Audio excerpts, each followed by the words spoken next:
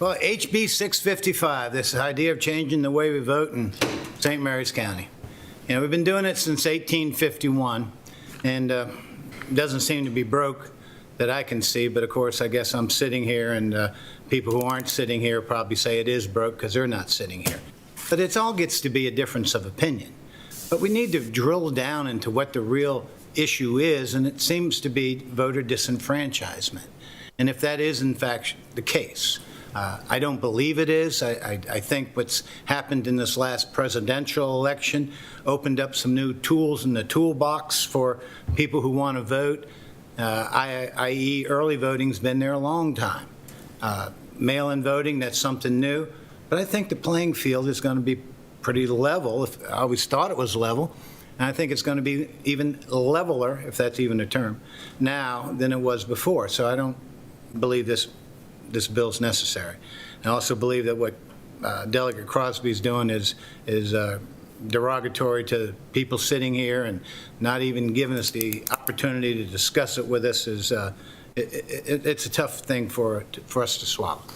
Now, the next thing is today we start our first of 5 weeks in a row budget work sessions. Need to keep in mind this is a process.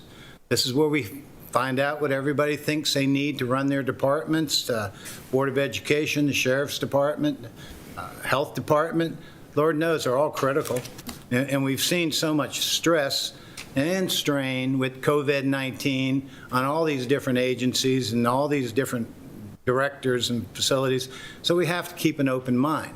Now, we also need to understand that a lot of the money we've been receiving has been coming straight from the federal government or the state government. It's not reoccurring money. So we got to be careful that we don't take a look at the revenues that have come in and make sure that we make wise decisions based upon money that will be reoccurring each year, because hopefully, thank God this vaccine's out there, and hopefully this pandemic will get behind us. Maybe by next year we can be back to normal and just doing a normal budget process. But between the governor's $1 billion stimulus or relief package and President Biden's $1.9 trillion stimulus package that's working its way through Congress, there's going to be a lot of, again, public money, i.e. state, federal, taxpayer dollars, that's going to be flowing into the county and different coffers throughout the state, throughout the country. I'm not saying that's a bad thing. I just say let's not get used to it. Let's make sure we don't depend on it, or we need it every year to happen, because I don't think it will. Those bills at one time are going to have to be paid back, and they'll be paid back with interest. Finally is, man, it's been a tough couple of weeks. A lot of ice, snow. I know there's people at this table who love snow. I hate snow. I've said it before. I'll say it again. But ice. The only thing I hate worse than snow is ice. And when it builds up and you see all those trees bent over and those power lines going out, look, thank God we got Smetco.